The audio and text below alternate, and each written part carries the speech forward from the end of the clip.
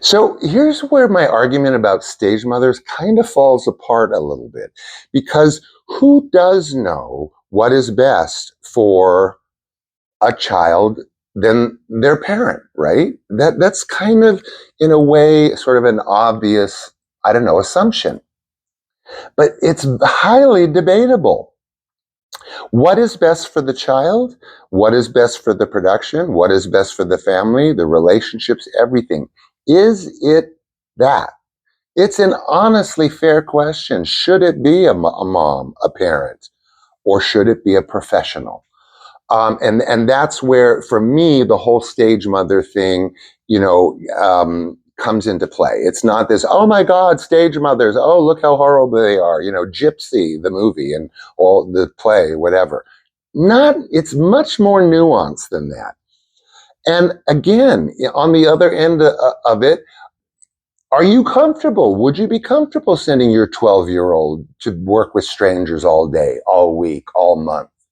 Um, are you comfortable not participating in such a monumental thing as co-starring in a movie or something of that nature?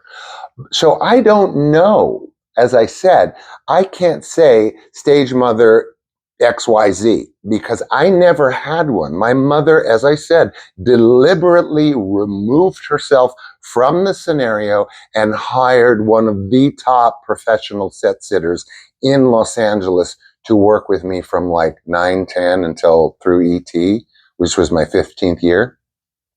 So in that scenario, I knew it was working for me because the alternatives that I was seeing were like, some of them were so bad, you guys, I was like literally embarrassed to be so embarrassed for the embarrassed child actor. I mean, it could get bad.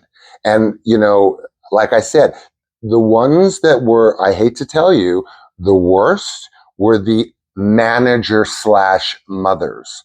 And I'm not going to get into why. There's just so much conflict there of interest. There's so much bleeding over back and forth.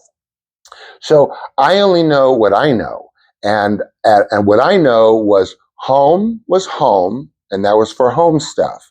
Work was work, and that was for work stuff.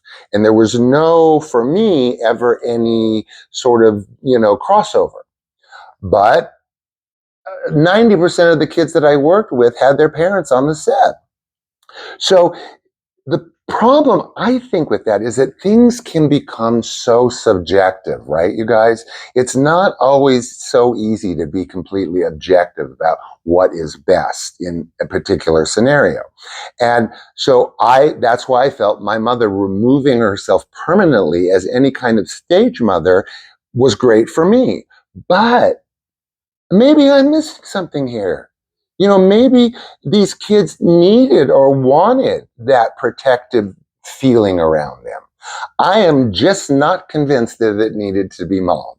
Okay, thanks for tolerating my mumbo jumbo as usual. Take good care of yourself. I love you. And until tomorrow, bye.